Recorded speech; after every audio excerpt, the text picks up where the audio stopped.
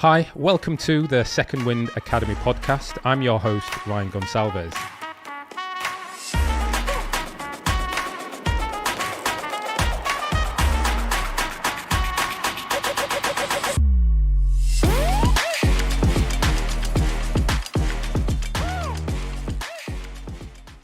Marilyn, welcome to the show. It's great to have you on here today. Thank you, Ryan. Thank you for having me on, and I'm looking forward to our chat. Yeah, me too. As we spoke last time, and I thought we had a good laugh. It was good to sort of catch up with you and connect, and really happy to delve a bit more into your career transition and some of the things that you've gone through, certainly to see how it can help others who are listening and watching today. Absolutely. I think it's really important that we keep having these conversations and athletes keep connecting.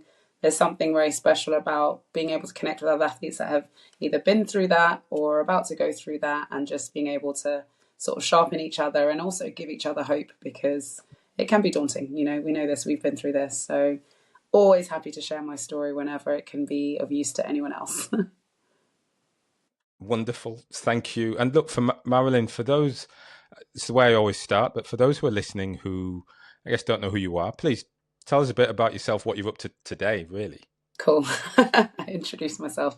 My name's Marilyn Okoro. I'm a two-time Olympian. I represented Team GB, Team England, over the 800 and 400 as well, which meant I could do the 4x4 relay. I'm from Northwest London, Stonebridge to be precise, but everyone will recognise Wembley. I ran for 2 decades, which is an insane amount of time, considering I'm only 21.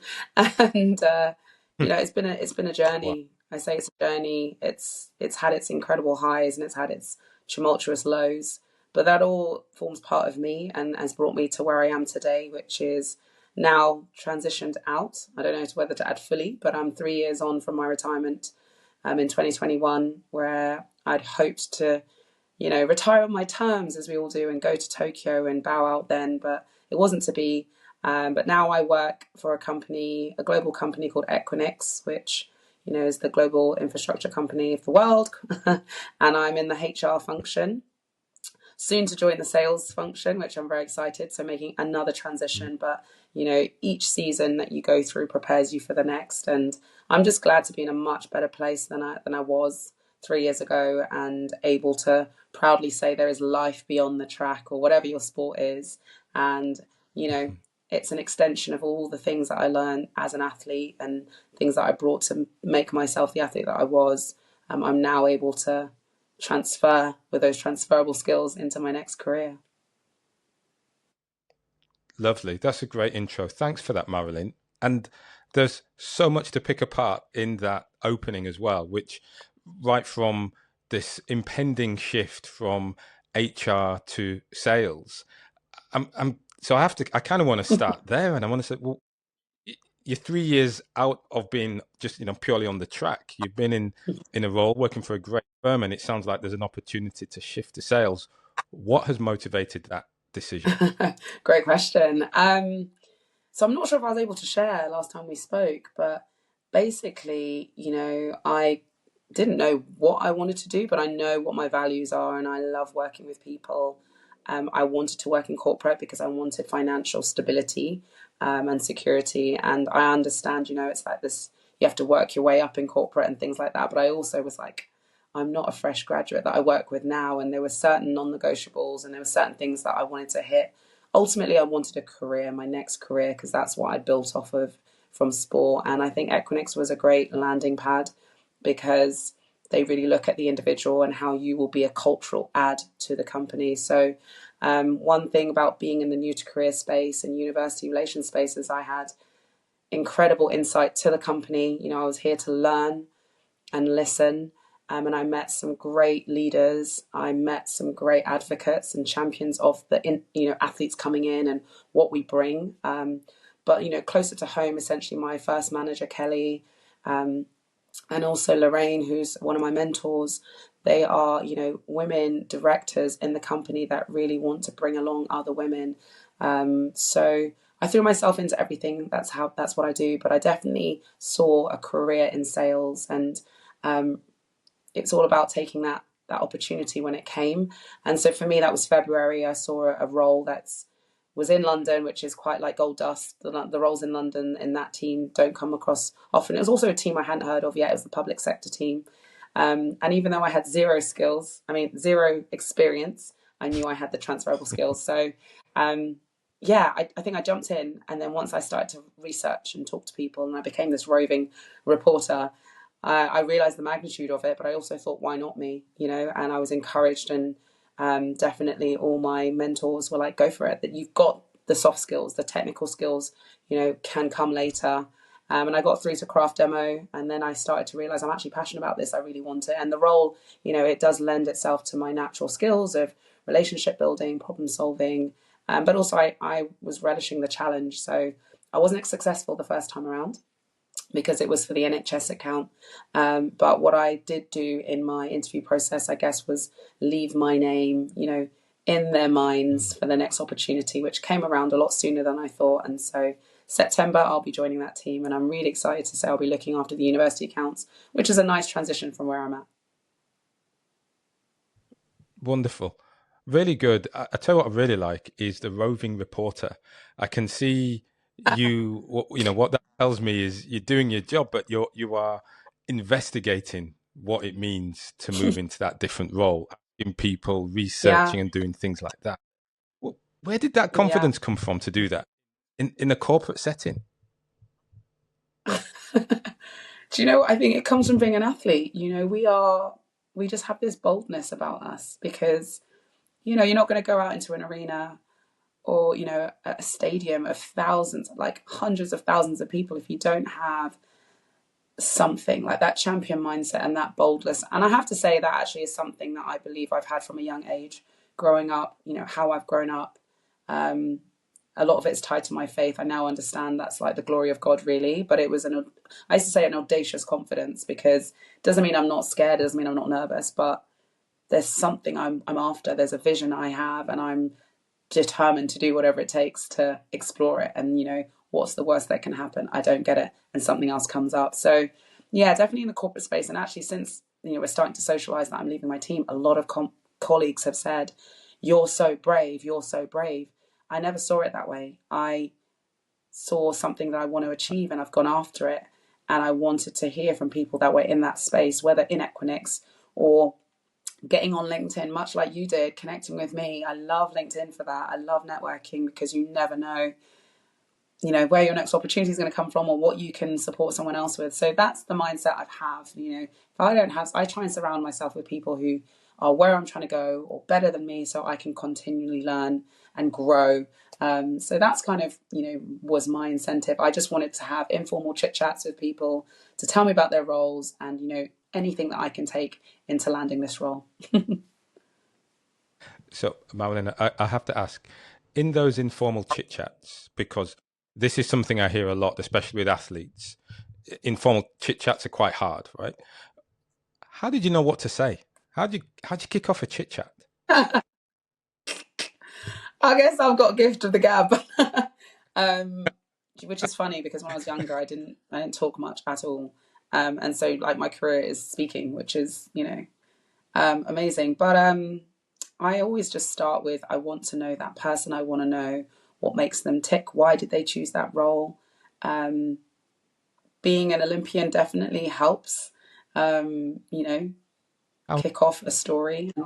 People want to know, what is it like to be at the Olympics? And I'm like, well, I want to know, what is it like to be you and what you do? I am genuinely fascinated with people and what makes people tick, and that, the drive for excellence and success, and, how do we come back from, obstacles and failure? So yeah, it's not, I really enjoy talking to people and learning from others.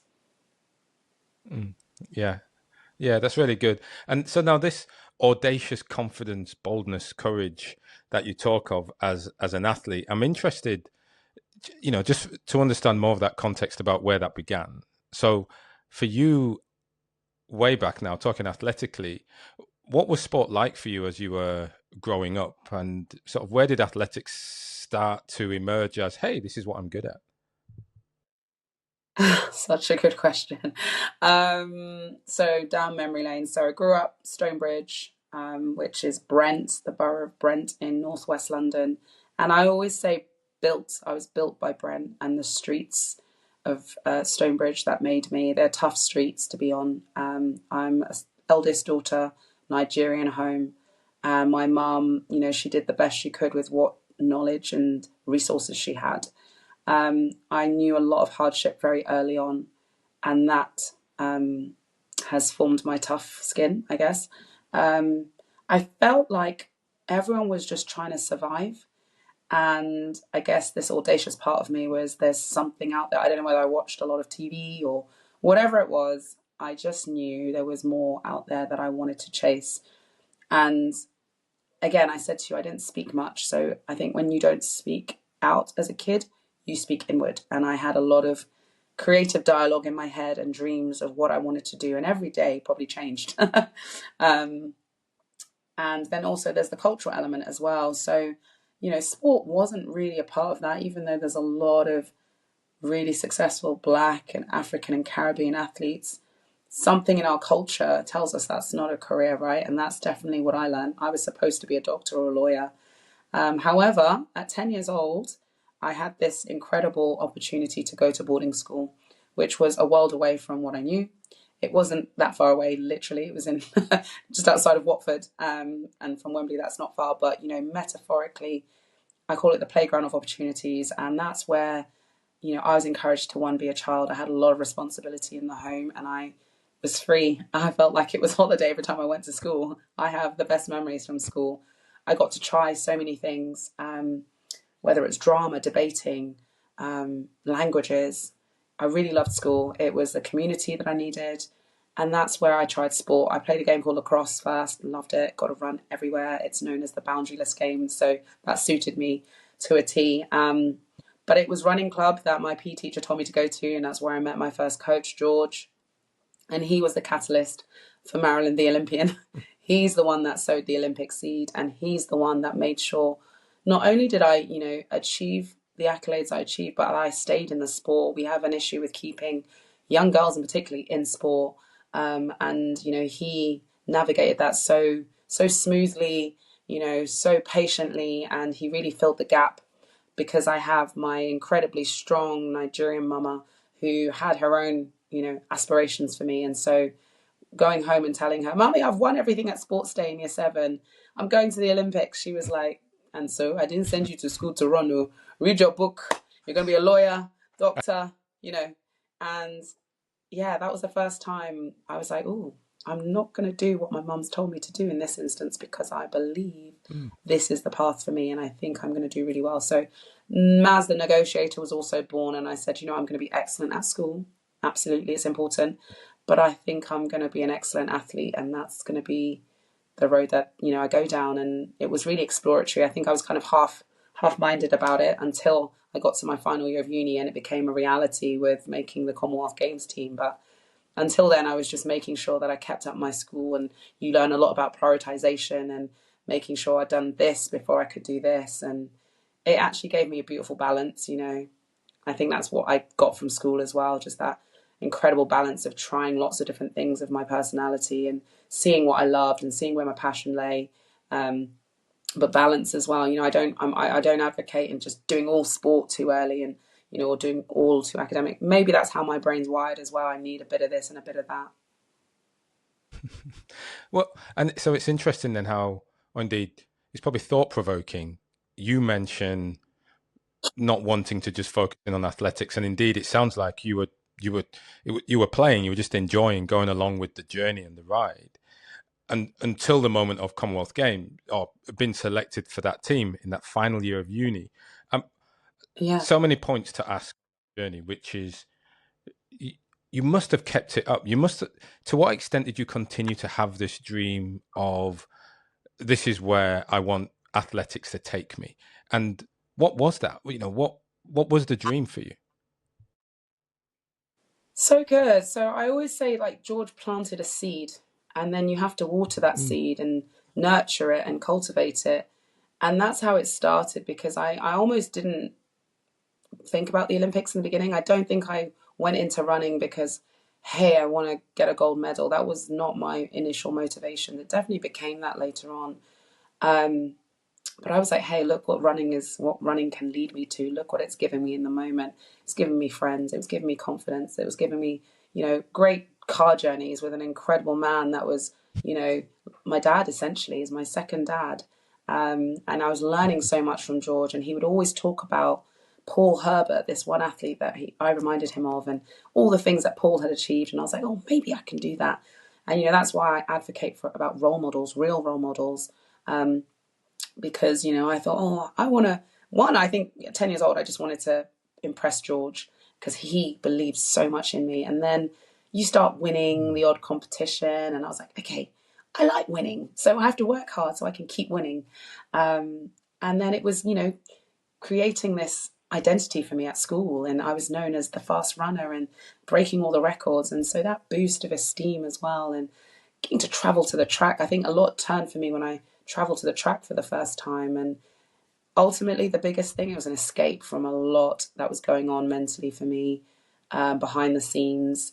When I was an athlete, it didn't matter if I wasn't as rich as everyone else. It didn't matter if I was struggling with mental health issues of people at home. I was just able to be in that moment and run as fast as I could. And so I wanted to get as far as I could. I wanted to, chase that excellence that comes with my personality. And the Olympics was a no-brainer. What's the highest you can do in this? It's the Olympics. And so once I locked in, and I think I fully locked in when I was at uni, because half of me was like, oh, it may not work because my mum's like doctor, lawyer, doctor, lawyer. And as a backup, I wanted education. I do like learning. But I think my final year of uni, when I had to make that decision between my dissertation and going to the Commonwealth Games, and University of Bath were excellent. They were working with me, and they said, defer your dissertation, and this is, once in a lifetime opportunity. Go for it. And I was like, yeah, there's always a way. There's always a better way around stuff. It doesn't always have to be no, which is what I knew up until that point. And so, yeah, just making the Commonwealths my first England best. I was stepping into the massive shoes of Kelly Holmes, making the final, running with girls, incredible legends of 800, and running them close and running 2 minutes for the first time. I was like, okay, the Olympics is 2 years away. This is realistic now. So let's go for it. That's great. I tell you what, it's also interesting is you speak there of being at university and it being a backup. Now, so what did you pick at uni for it, to sort of keep you going, or indeed to help fight? Was it, sorry, I should ask it differently. To what extent was your subject selection based on helping you with balancing your athletic aspirations versus, now this is actually a career choice that I want to go on? Yeah, good question. Because my degree was nothing to do with sport. That's one thing I was sure of. I think I did GCSE and I was like, I don't want to study this. I mean, I wish I paid a bit more attention because it would have helped with, my career. But I studied French Knowing and your body. politics. Yeah, yeah, Hmm. yeah, exactly. I studied Yeah. French and politics at the University of Bath. I love languages. That's one thing I picked up from secondary school. And I chose Bath because I knew it's a centre of excellence for sport, and I knew it had incredible degree course options. And my first choice was actually ideally to do French and Spanish, but they didn't have that option together with politics. I think actually my first year I did French and Italian and international studies. Very quickly realised Italian, I needed to drop that, so then I changed to French and politics. Um, what I was planning to do with that, not too sure. I think it was just to appease my mother. But I knew, in the distance, law was something I was interested in. I could probably do a conversion course if running didn't work out. Hmm. So I'm always thinking of plans B, C, D, all the way to Z.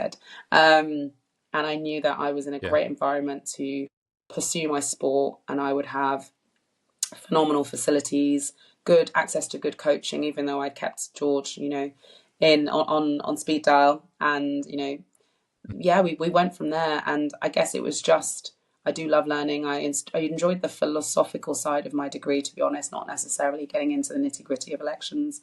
But I guess that's where my passion for leadership, and Hmm. influencing big decisions, which has, I guess, fed into like why I'm so interested in governance and being on boards and things like that now. Yes, yeah. So taking it, you essentially did your degree. You were, bright enough or had the opportunity to get into university, and at university you selected subjects that were interesting to you. You followed what was interesting: language, international studies. And once you realize perhaps all of that wasn't gonna, you needed to drop a subject, you were then Mm. able to, I suppose, position it so that you were still studying something that was of interest. And as we'll come on to, it, I guess, is a part of your life today. It's part of your transition in and around the game, yeah, and around sport, yeah.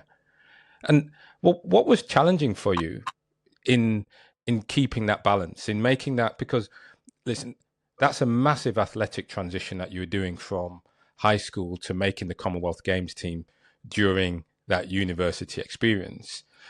How did you manage? What did you find challenging about that academic focus and that athletic shift? I mean, I guess the challenging thing is pressure, dealing with pressure, but there is an element of us athletes that thrives off of that.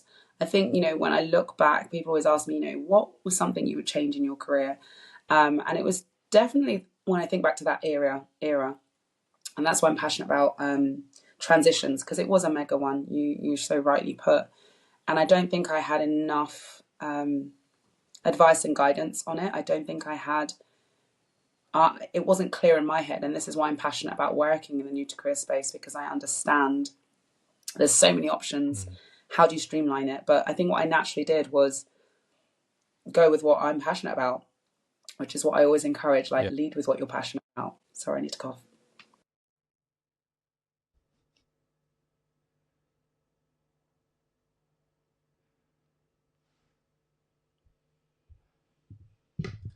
Excuse me.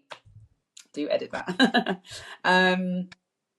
Yeah, so in I will call it a forest of so many options, which I think school gave me that exposure to so much, which I took into university, and I was like, I want to try this, I want to try that. But I chose my degree because I knew it's something I was going to be doing for 4 years. I needed to enjoy it. I also thrive off a challenge. I wanted it to not be too far off of law, because if anything, that is kind of something I was interested in. And so we just kind of went along with that. And I was still at the stage where, is the Olympics going to happen? So it was my backup plan, I guess. Yeah. Yes. That's good. Insightful. Now, you then had this, I guess you made this Commonwealth Games team, and I know this isn't, we're not specifically talking about, I guess, sporting excellence, but I am still curious because you did achieve the dream, giving away the whole plot here, but you gave it away at the start with the intro, so that's cool. We'll So we get know on you to got to yeah. that. um, so what was that journey like for you? Because, it's interesting for athletics, and I'll say financially or living wise, earning an income, finding that balance. It's not the same question as speaking to a professional football player or basketball player. But I ask you then, it's a case of how did you, to what extent did you think about how am I going to make a living pursuing this dream? Oh my goodness. That drove so much of my life, to be honest. I guess, well, I'll start off by saying financial literacy was not my strong point. And when you grow up in poverty, you want to make money. That was a huge driver. And I think that's kind of why our parents are like, you need to be a doctor or a lawyer, because these are considered lucrative careers. There still needs to be the work, that goes into it, and you need to actually be good at it. And so, again, I was like, if I'm choosing sport, I need to be successful. And what does that look like for me? Being the best and making money. I didn't realize it's really tough to make money, especially in the sport that I chose. I didn't realize, you have to, almost think like an entrepreneur and a CEO.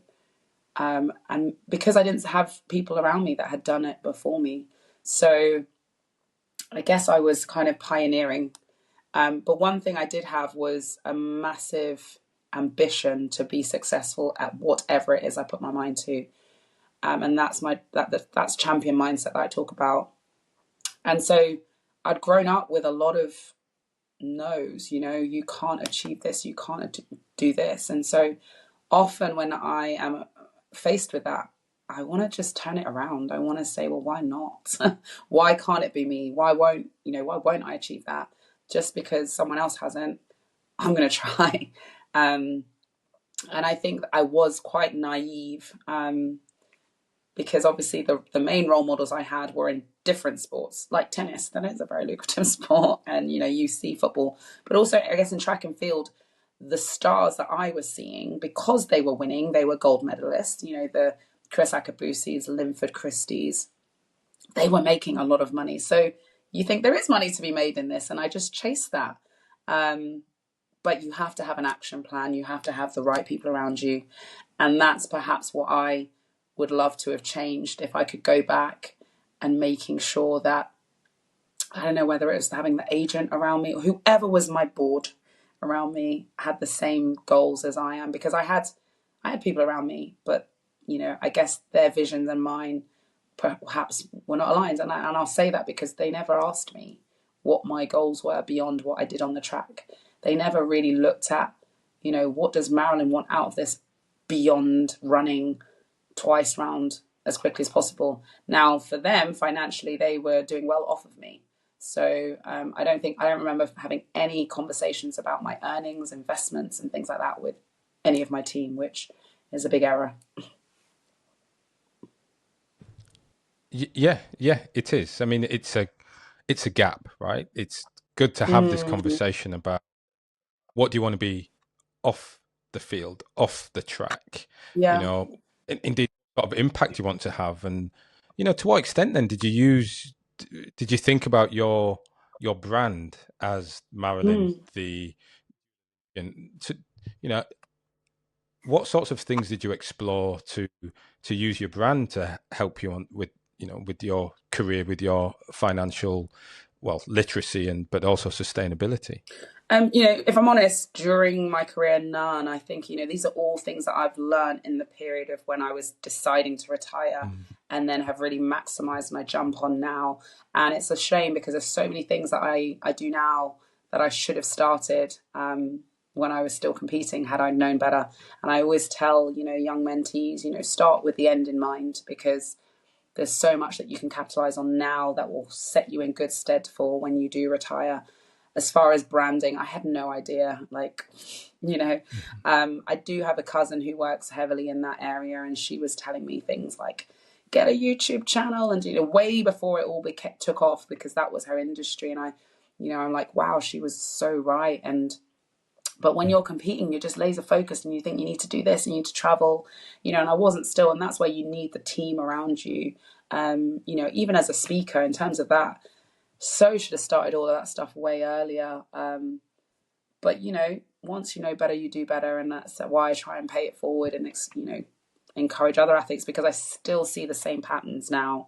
I mean, it's a very different era in terms of social media, and everyone is, it's realized that actually, yeah, I'm a brand, and if I'm gonna make some money, I need to own this part of it. And there's less and less need to have an agent, as it were. I think we put everything in my generation onto the agents and expected them to just, you know, make us money, but are also taking most of it. Yeah. So it was tough. Yes. Yeah. You again raised some fascinating points around, I guess, around that brand. Curious how you say you recognized it as you were starting your career transition out, off the track. So what was it then that, I suppose, started to spur this view? Hey, I'm transitioning out of this now. I better do something differently. What spurred that thinking? I could not tell you where my mind was when, I think the overwhelming feeling of failing and being a failure was where I'll start, because it's a bit nonsensical. Like, obviously I'd achieved this dream, right? And I would, travel the globe and hit so many of my goals, but the one overriding feeling was like I failed, and I think I wasn't fully understanding my worth and what I had done and how I could propel myself off of that. Because it's all very well me saying I should have started all this stuff then. I may not have wanted to start this stuff then, but I could have prepared and I could have set myself up. But I felt like I hadn't achieved what did I have to show for 20 years, in a sport. And I know that was my, a bit of my trauma talking and some disappointments I'd encountered along the way, but it did not erase all the incredible things, all the incredible people and connections and accolades. I had achieved things, but I hadn't maximized them. And I'm doing that now. And so I say that to encourage any athletes that feel that way, because, I was far from a failure, but the mindset we have, it's like excellence, right? And it's like tangible results to show X led to Y and Z. And I felt like a failure because I think what I hadn't fully understood was that what success looked like to me was not struggling anymore financially and being financially free. And I was actually in my biggest financial mess. I'd made money and I'd lost money, and I feel like I was being stripped of everything and discarded. And again, I didn't fully know my worth as an athlete. And that's what I wanted to add on to what I was saying about not speaking about financial literacy and understanding the value of what I brought. Even now navigating, I'm now pretty confident, but navigating discussions about fees, for appearances or talks, I used to do everything for free. And, that mimicked how I was when I joined the sport. Because I was just like, oh my God, I'm so grateful to be here. I'm just so glad to be here. But actually, when I go and do a talk, whether it's 10 minutes or an hour, it's never just 10 minutes or an hour. It's years of my journey, my pain, my experiences, my highs, my lows I'm taking you on. And that's become my expertise. And there is value in that. And I know it because people pay for it and ask for it. So yeah, understanding and navigating that, and essentially the brand of what you have to offer. And I've upskilled myself. I now no longer know it's not enough to just go and waffle for 10 minutes. I want to leave value. I want to make sure people have access to me. I want to share my skills and stories and journey. And often there's not a price really you can put on what people get from connecting with something that resonates with them from my journey. So, yeah. That's massive, right? That's massive. You started there by saying you started from a point of failure, almost as if the main goal you had entering athletics became winning, right? Became winning, getting to the Olympics, and that was it. And that almost put aside some of the other opportunities of that financial security, and they're kind of separated. It's like, well, I'll keep running, I'll do the financial bit, that'll come. I've done uni, the rest will follow. But what you have realized and put in practice now, you are now putting into practice, is actually the two of them come together. That success on achieving the Olympics and that financial security, had you been exposed to certain things at that time, you'd have figured out how to pull the two together, leverage on that brand, or amplify the brand, commercialize the brand in the right way, but to try and meet. I like that you said in the right way, because it's not hard to make money in the wrong way. And, when you Yeah.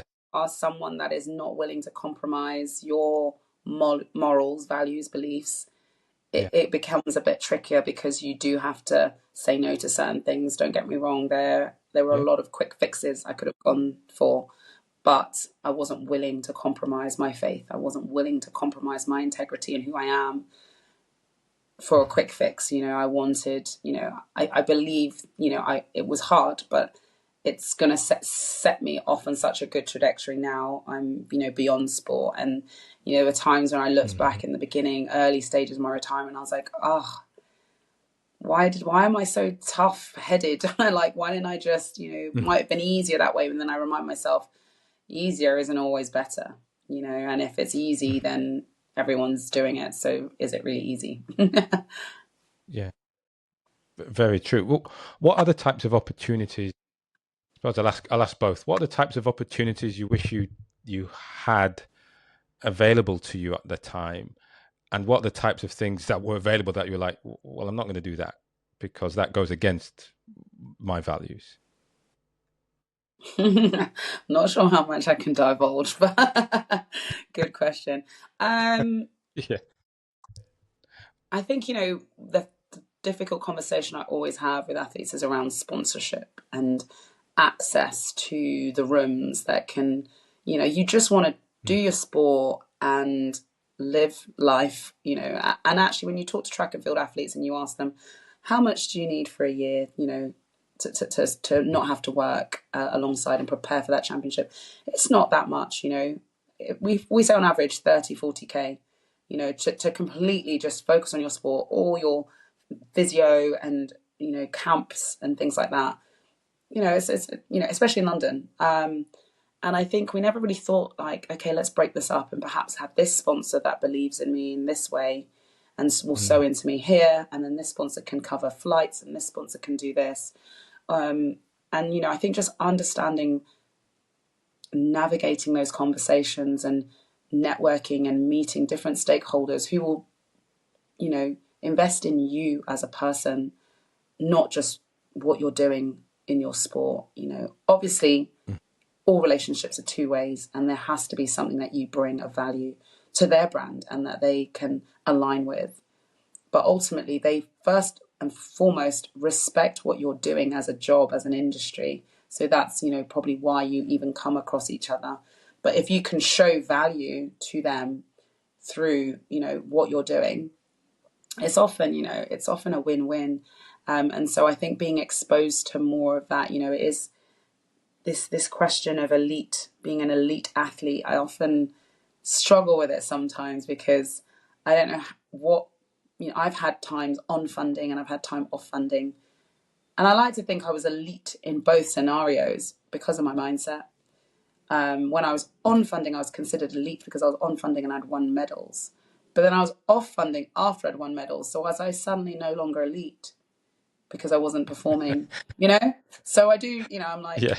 and, COVID was a beautiful example of this because in COVID, you couldn't necessarily bop to your local track anymore. Everyone was, in our silos, isolating and training on their own. And there were certain centres that were open and they were given a list. This was in athletics anyway, a list of athletes that could access and who couldn't. And I was in a real conundrum because I was like, technically, I am not on that list, but I equally could go and make a phone call and get the keys to that track whenever I wanted. So it just kind of for me skewed this whole elite mindset, and it's a conversation that I have a lot because in our sport you've got the upper echelons, the 1% club, who have these medals, who the media highlight and amplify, and then you've got the next tier, which makes up the majority of the landscape, and they've made teams, they've been on TV, they may not have hardware, they may not be the household names, but they train just as hard. They work alongside, a really difficult schedule of competing and, all that stuff. And I feel like the main thing that differentiates the two groups is one group can, has more rest, essentially. And I remember feeling like I started in that second camp I described, and then I got thrust into the 1% because on account of becoming a medalist, and then I was no longer deemed that and kicked off again and back to working however many jobs and just doing whatever I could to survive. And through all of that, I like to think I was still elite because of my mindset, because that's what got me there in the first place. Well said. I agree fully, wholeheartedly agree that elite mindset. You if it's forgotten, the task is to get it back because that's always part of you. I feel once you've reached those highs, once you have pushed yourself physically and mentally to that elite level, to what that elite level is, mentally you can always do it. you can come back to that again. Physically, slightly different matter. Our bodies move at a time, but I think Yeah. mentally we can that way to Yeah. get to that level, right? And so look, I guess that moves sort of eloquently to what became then, I suppose, the end of your elite athletic career, and that transition out. You're 3 years through that, or into it, as I would say. But what was that change for you like? When did it begin? And in fact, what was different? At what point did you say, okay, I am an elite athlete? And at what point did you turn on and say, okay, I'm no longer an elite athlete? What shifted? Well, if I'm honest with you, it's only kind of now I can confidently be like, I'm a former athlete. Can't let go of the Olympian. I Yes. don't need to. We're all Olympians. Uh, But you don't need to. That keep. That stays with. but the athlete part, because it was so ingrained, like this is me. Everywhere you go, people call you athlete. Like it's almost like comes before your name. And I used to be Hmm. really touchy about it when I was training in America. I spent 4 years training in Florida under a US coach, and he always used to say, my athlete, my athlete. And I was like, I've got a name, and obviously there was more vigor when you were doing well. My athlete, the claim of you. And I just internally struggled with that. But I think it was because of the onset of what I was going through. I was in America from 2013 to sort of the end of 2017. And yeah, I could tell there I was not hitting what I needed to hit to perform as I wanted to and to get back on track. I was experiencing these big blows in terms of injury, and I was really struggling financially towards the end. And I was like, I know what it took for me to get to the Olympics and to perform at my best. And I am feeling extremely handicapped right now because I don't have those.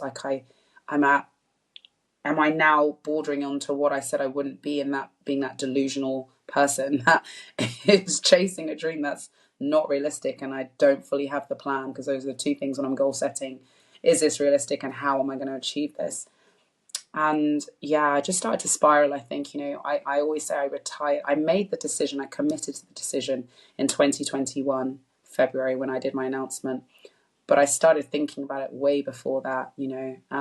I think you first challenge it with, I can come back, I can do this. And I got further and further away from one of the performances.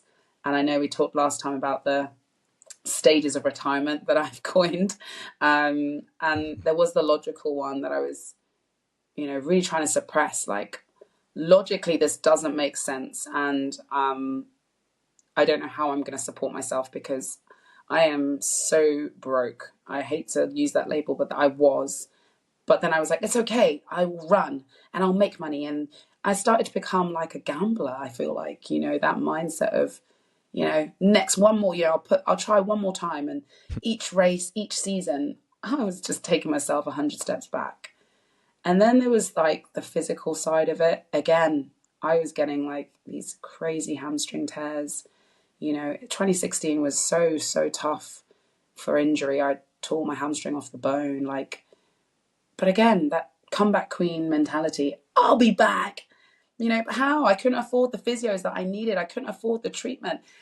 I was away from home. This just didn't make sense. It's like, okay, I've got a job at the university. Okay, great. So I'm working full time, trying to train, racing. When's my body going to recover? And I'm carrying an injury. So, the physical side really was not adding up, but I'm strong. So I'm going to come back, right?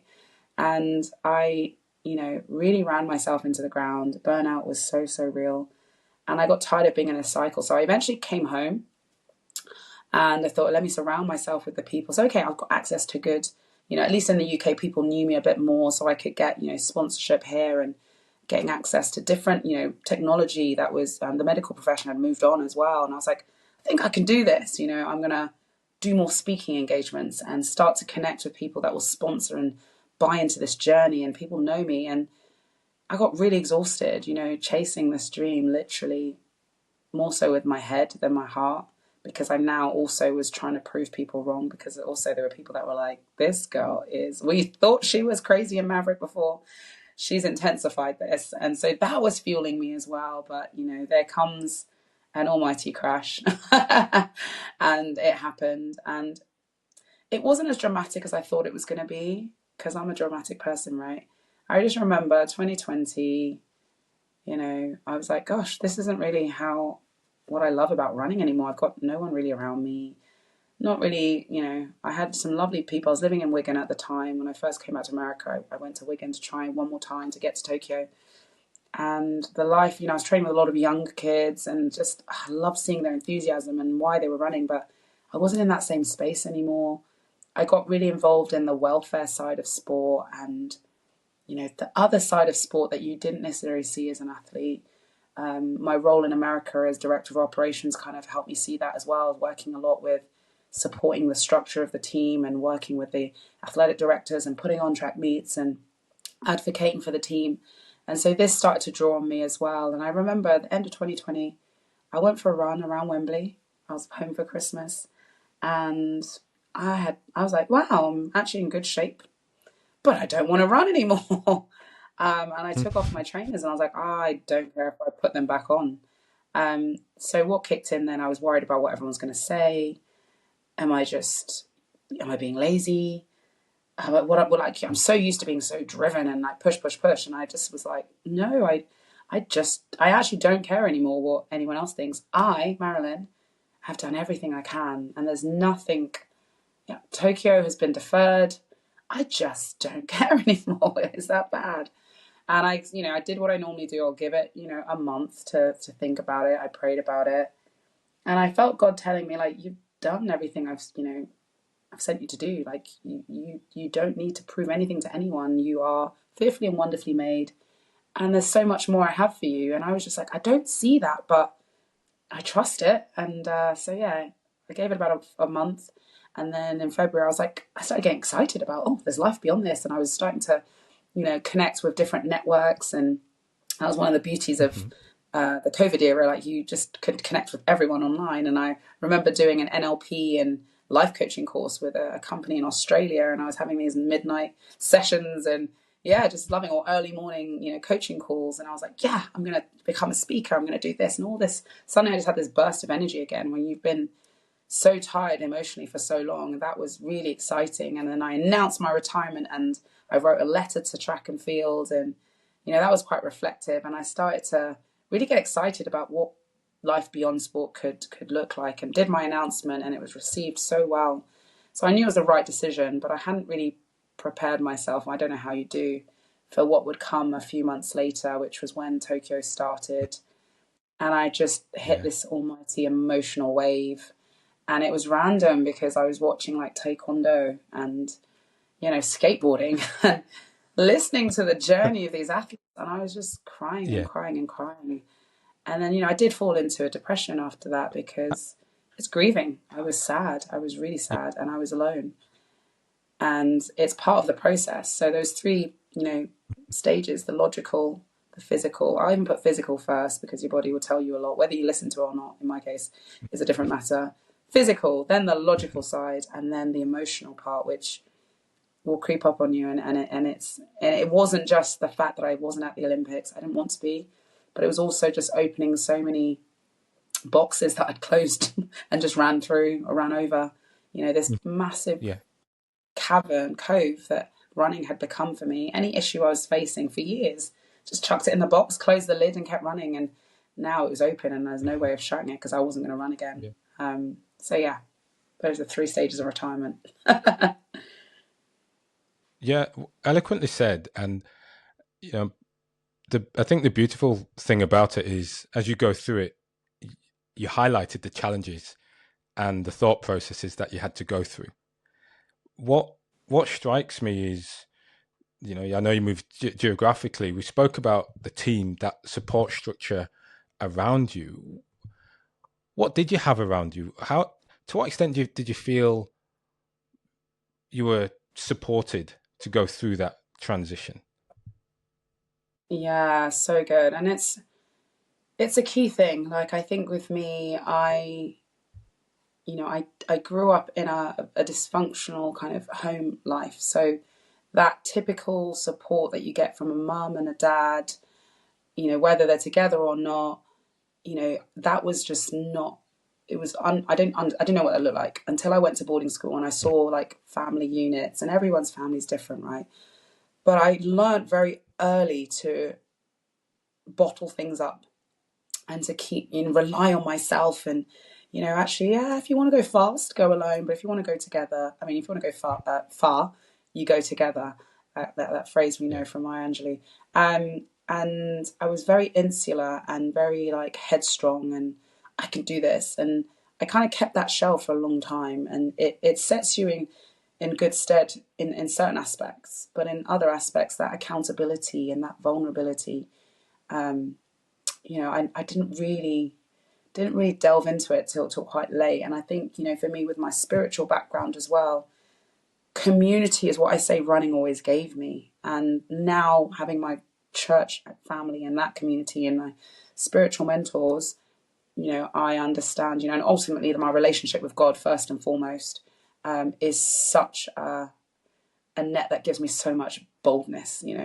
But I think, before I really kind of became as strong spiritually as I am today, running represented that for me. And I had George, and he was like, he shielded me from so much. And I believe, God put George in my life for that reason. And he taught me so much, and he gave me this confidence. Perhaps maybe that's what people's parents do for them, or their first PE teacher, or any mentor they have in their life. And, I go back to that transition period of high school to uni. That's where I kind of lost, the ties with George, because I moved on to the elite world. And I think that's one relationship I wished didn't get severed so early or so severely or so abruptly. Now, so much played into that, how coaches can collaborate better and not feel like they're losing their athletes and things like that. We see that a lot when athletes go to America. You need kind of all layers of, different seasons of you. George had nurtured me from a 10-year-old girl till 21. Like, he had so much intel on me that would have been useful for, my next coaches. So yeah, I would say support system was not as, it's not what I would want for today or what I have for today. But as an athlete, like, I think it's really important that you have people that can advance you in terms of your skill sets and your sporting and athletic ability. But you also need the people that ground you and know you as a person, and know just from looking at you what's going on, or if you need to talk, and that you feel safe enough to share. Because there was a lot of things that I bottled up and didn't share and didn't say, and then it would play out in my head how I thought it would be. I'm quite intuitive, and I see things ahead, and I like to erase as much as possible, obstacles and issues. But being able to voice those out loud, you can get that person that's going to say, hey, come on, you're overthinking here, because I was always an overthinker. Or someone that said, have you thought about it from this angle? Especially because as athletes, we're emotionally intertwined with everything that we're doing, and also quite tunnel vision. So it helps having those people that just have that, maybe that bird's eye view, or that they're not attached as emotionally. And I think that's what I didn't have. I just had a lot of people that were riding the same, riding my coattails, and it mattered. Yeah. My performance mattered to them, and that's okay. But I needed someone that cared about my soul and who Marilyn was as a person. And hey, if I didn't want to run that race, wasn't going to ignore me for 3 days, because it's a cut to their paycheck as well. We're seeing a lot of athletes rise up and say, no, this isn't serving me, and that's okay, because ultimately it's sport, and it shouldn't be, what I found out it started to become, which is another thing that really fueled my retirement decision, was athletes taking their own life because the pressure was too much and they didn't feel that they had any other option but to take their life. And for me, my heart and my love for people will always transcend performance. And when I read those stats, I was like, I feel terrible and I'm going through my mental health battle, but it will never come to that, because I know I have my faith to keep me strong. And I know, even though I felt isolated, I knew there were people out there that cared. I just hadn't shared. No one knew what I was going on, because I could keep that mask on. And so that's where the holistic side of sport started to become, the real driving and focus for me. Yeah. It's fascinating going through that emotional side as well for you. when you then detached, so sport played that role of giving you freedom, running, it gave you the chance to think, or to an extent to bottle up or box up problems and things like that. Hmm. That connection to sport was still important. How have you now, as you've stepped away from being the runner on the track, how have you maintained a connection to sport? A lovely question, 'cause I love connections, and that's one thing that sport gave me, like incredible network. I was feeling quite bitter about my sport in particular. Um, I know I've told you the Maverick Maz title, but I don't think I've really had time to delve into why. But I felt very blacklisted by my sport. I felt very abandoned, and I'd seen this pattern, right? I'd seen a lot of athletes from the generation before me, kind of, or even my generation, and have fallen away from the sport and either forgotten or just don't are not involved. And when I worked in America, I would go to track meets, and I got to go to these incredible NCAAs and all the conference meets. And one thing I saw was former athletes really present, coaching the athletes. And I think there's just something incredible about that mentorship and that leadership and giving back to your sport in that way. And you don't see that as much. You see it in football, you don't see it as much in track and field. And I've just been to the London Diamond League, and it was so nice to see, some of my teammates there who brought back such happy memories of my sport. And I said to myself, I know in this moment I feel hurt. It's like a breakup, but I'm not going to feel like this always. And also, what can I do to change it? So I wanted to stay in touch with my sport, just like not choosing GCSE PE or A level PE or a degree in sports science. I knew I didn't want to work in it just yet, but I wanted to stay in touch. And I thought, what am I passionate about? Governance. And so the PFA had paid for me to do the effective board member course, which I was really super grateful for. And I was on there with a load of footballers and hearing similar stories. And I just thought the only difference between me and them is they have more money, but it's still an issue. A lot of the things that were coming up, and I was like, so money is not the thing I need to. Of course, it's been an issue in my life, but the issues, the root cause, it's about getting seats at the table where these decisions are being made. And so I used that course as leverage to apply for roles. Initially, I was applying for random roles, like boards of different charities. And then I thought, no, let me make an impact in my sport and get to know the landscape, and also hopefully be someone the athletes can. I wanted to try and reinstill hope and trust in the governing body between them and the athletes, because I've lost trust. So let me regain it. And be that person. Like, if people see me on the board, and they do, they're like, rah, you're on the board, because they know how vocal I was about how I felt hard done by, and some of the injustices that I'd faced that still go on today, by the way. So that was my way of Yeah. staying connected. And then I thought, if a role materializes, because I also realized a lot of the jobs in sport were not high paying or high enough paying for me to move back to London, and et cetera, et cetera. So I'd made that decision to go into corporate. Now, if in corporate I can help bring athletes in, which I get to do now, it's a bonus. But that was my way of, what's the word, making amends, making up with my sport, but also regaining trust, not just for myself, but also for the other athletes, and being that real role model. And it takes a while, because I got a good understanding of why our sport is so messed up. And I have to say, in the beginning, it was quite traumatic. But one thing I did see around the table was a bunch of people with incredible careers and journeys and skill sets that I could learn from, but also they were keen to hear what I had to bring in.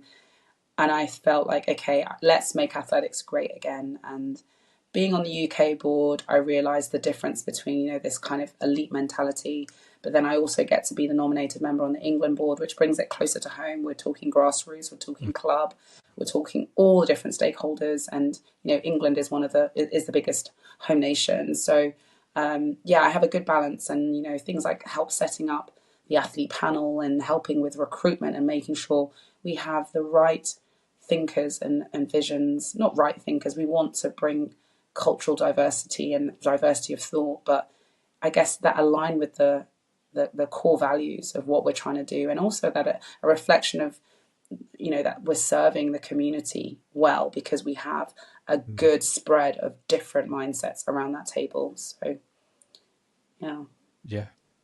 I mean, that's great. That's a great way to give back to your sport, like you say, making amends, the maverick, coming, trying to make that change, but being part of the system. So rather than being on the outside, but it's how do you make that change from the inside? And Hmm. wonderful that using your experience to do so. Yeah, and I always, there's a quote that someone pulled out that I said, I didn't need a system that was made for me. It was a system, I needed a system that included me. And I think, one, that was a big statement for UK for taking me on, showing that commitment to inclusivity, because sport is one of the biggest, most powerful tools we can use for inclusivity and inclusion. And so, yeah, like doing it from the inside, I felt would be better than I had thought about. Let me just go and be this superpower that can't. No, but I don't think. I think again, going back to that quote, if you want to go fast, and often it's fast to a crash, go alone. But if you want to go far, Yes. and the things that I want to change they are far way beyond probably my lifetime, and I want them to be lasting and sustainable. So you need to come together and do this collaboratively. So yeah, can't beat them joining. Yeah. Yes. But there is there is a trend. The trend that I hear with you is for many things, the first time is no, and no, you're not being allowed in. There is a sort of natural barrier or challenge that that seems to that friction. That seems to give you a bit more. Yeah, well, I'm going to make this now. I'm going to get through. Being not being selected first time, not getting the role the first time, and having to go back again, or perhaps have patience, perhaps to learn and say, well, I'll come back even better. Now I know what it is. I'm going to come back better than that. Do you think if things opened up for you in your even in the transition after sport, do you think if everybody just said, "Hey, Marilyn, here's the plan, do these things, and off you go"? It's a question I'm asking many athletes now. Do you think you'd have done it, or do you think you're looking to run uphill? Do you think you're looking for that hard path? Because that's what you had to go through to be an athlete. That is so funny. Listen, me naturally, if I could just run the world from sitting on my couch watching, reality TV all day, I would. Like, I love a soft life, but I don't that believe. was not my I don't portion. believe. That was not my portion. I say I am the laziest, hardworking athlete that exists. But no, I think no. I think that the from day one there was I think those that are called to achieve great things, and I believe everyone is. It's whether you can one step up to it and answer the call, and you won't allow fear and doubt and all the stuff that life throws at you to hold you back or to stop Mhm. you. Again, I talk about being fearless, and that's not that you're not going to fear stuff. It just means you choose fear less and you still do it. And that Mhm. there was so many barriers in front of me from the jump, from birth. My mom was not supposed to have a child at all, and then she got pregnant with twins, and my twin brother didn't make it, and just from a young age, a lot of adversity. And I think not that I choose the hard path, but God will never give you more than you can handle, and not that I even thrive off of it, but I do in the moment. And there's one role that I was a duty officer for a charity that supports the homeless community. I realized how just innately I was designed to deal with, like, in the moment, pressurized situations. And, how are we going to find a solution to this problem? Yeah, this is the problem. Let's prioritize what needs to be done to get here. And, I think that's how my brain is wired. And so I do relish, I always laugh at myself, like I'll be given a task and there's a certain amount of buffer deadline that I'll give myself, but there is an element of the last minute, oh, let's get it done, that I really thrive off, and I think that's the athlete in me. But you know, I can't underestimate the lessons and how sometimes things just don't work out, no matter how much planning and preparation. But it's your response to things, and much like my spiritual walk, you can only control the controllables, and that's staying spiritually sharp and, realizing that things are bigger than myself. And so whatever's for me is for me. I think the biggest thing I learned in life was that, there's a path that I'm supposed to take, and that's for me. And anything else I don't achieve, it means that it wasn't for me. And sometimes the hardest thing is waiting. And I've learned to relish the wait, because so much comes from that. And I was struggling for 18 months when I knew I needed to retire and I didn't know how. There's so much that I bounce off of now from that 18-month period.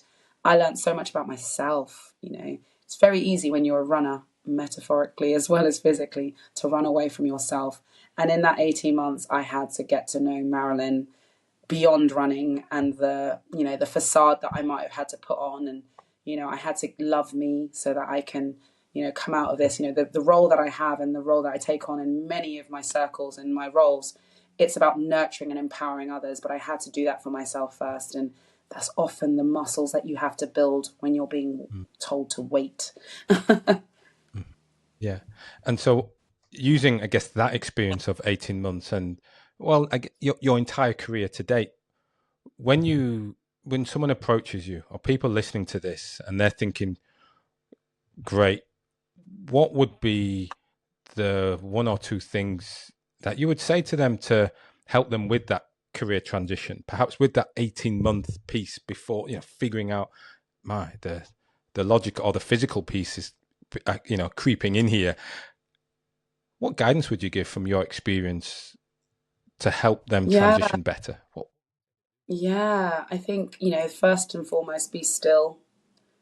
And I think one thing, because we're athletes, right? So we always want to do something and we think we do that and it's going to lead to this. And in that time frame, you tend to panic. And so I just encourage everyone to just be still, give themselves some grace and some space, and try and ground themselves, and whether that's, having someone that you trust to talk to. I'm always going to be open ears, because I know how important it is to have someone listen, and just waffle. Sometimes you can't even, you don't even, and you might be a writer, write things down.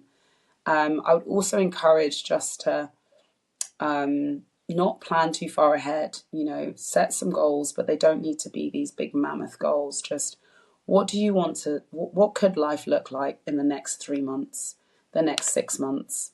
And if you can't, I think sometimes when you start that, then you start to see, oh, actually, here's a bigger picture in this. I'm interested in this. And don't be afraid to,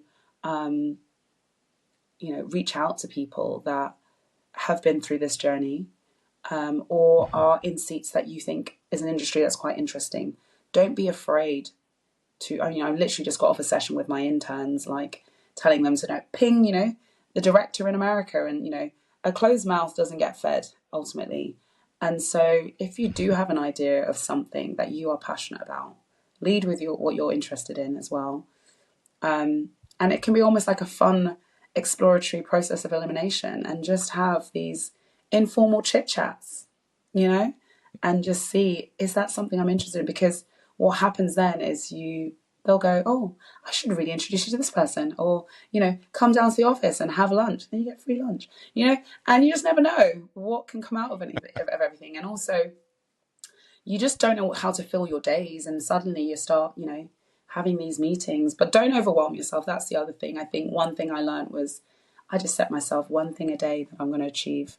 And, equally, if I didn't, it's okay. And that's that be still, grace and space. Check in with yourself daily, and get to know yourself beyond your sport, because you are more than your sport. It's an incredible part of your identity, but the one guarantee is that you're not going to do it anymore. And so it can't be your only identity. Yeah. Marilyn, that's great. Thank you. Thanks for sharing your story. Thanks for the words of wisdom, and for the laughs as well, I have to say, along the way. I'm enjoying our conversation. For those who want to keep track of you or find you, what's a good way to find you on socials? Much easier these days, because I'm not as fast a runner as I used to be. Still got some speed. Instagram, I am an Instagram babe. Love it. It's literally my name, Marilyn Okoro, and I think the Olympic letters OLY on the end. Please connect with me. But also, I love LinkedIn. Now I'm a professional. Again, my name, Marilyn Okoro, or OLY. Yeah, those are my two main sources of connection socially. And I am very responsive on those. And yeah, my DMs are open for any questions, any signposting, however I can support. And Ryan, I'm really grateful to you for sharing your platform. I don't think I think we've got much work to do together. So I'm excited for where this leads to. But it's really important to create these communities and these platforms for athletes to see, what there is that lies ahead and hear these stories. So thank you. Appreciate you. Marilyn, thank you very much. Absolutely brilliant. Wonderful, in fact.